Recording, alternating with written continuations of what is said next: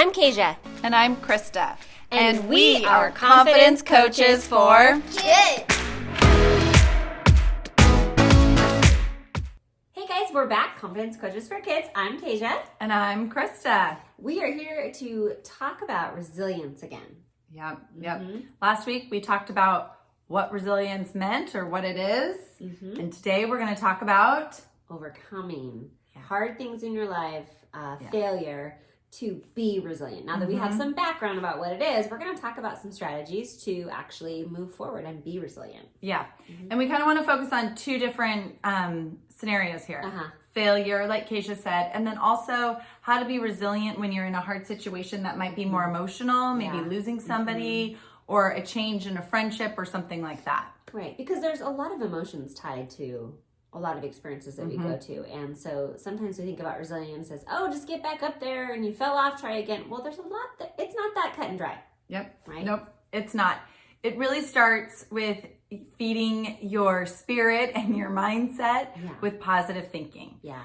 Well, we'll do some more videos on that one because I think we can always revisit that and just that positive self-talk. Yeah, whether it's a mantra you're telling yourself or even just looking on looking for quotes of inspiration just to make sure that you are focused on the positive. It's not a toxic positivity where I'm just going to push it away and I'm going to only be positive. It's just about trying to train your brain to, in those emotional situations, those times where you felt failure, to really try to switch it to go, okay, I know I can overcome this. Yeah. I love that you said that. Yeah, we're never are we saying sweep it under the rug and only think positive. It is so important to acknowledge and experience and feel the feelings of sadness, disappointment, failure, frustration, right? But really, when you are in those moments, to pause, be reflective, acknowledge them, and then say, yeah, I can do this. And how am I going to do it? So now I have to come up with a plan of action. Yeah, that's another really great step, because sometimes when we're overwhelmed with our emotions, we kind of skip that part. We just know that we don't ever want to fail again, or we don't ever want to experience this situation that's been hard. But to be intentional about that plan is where you are going to move forward. And that's not always easy to do on your own. So who is your person? Who is your person, right? Who's your friend or your trusted adult that you can go to and you can be vulnerable and say, you know, I bombed this test, or I really messed up in a situation in the way I spoke to somebody. I need to fix this. What are your ideas? Or like, hey, I'm struggling. My dad left, and I'm not really sure how to handle that. And so if you have that person in your life that you can talk to and be vulnerable with, that person's also probably going to feed you some positive things to help your mindset too. So it does work together. It does.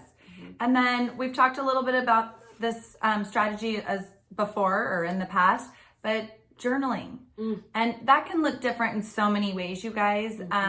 My kids, two of my kiddos, my 8-year-old and my 12-year-old, have bullet journals. Yes. And they do all sorts of things where they track their mood or they write their goals. Right. Or if something's bothering them, they write it down. One of them loves to doodle. And so sometimes frustration is just drawing circles over and over and over again to process. And then my kids write about what they're grateful for and a few words to describe their day. And it really helps to get some of those feelings out. And man, I don't know about you, but like the conversations that we can have as a family when they are filling out those journals are a lot of times things that would never come up later. So parents, that's a tip for you. It is.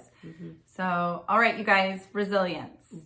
Make a plan of action. Find a friend. Yep. And maybe consider processing it on paper.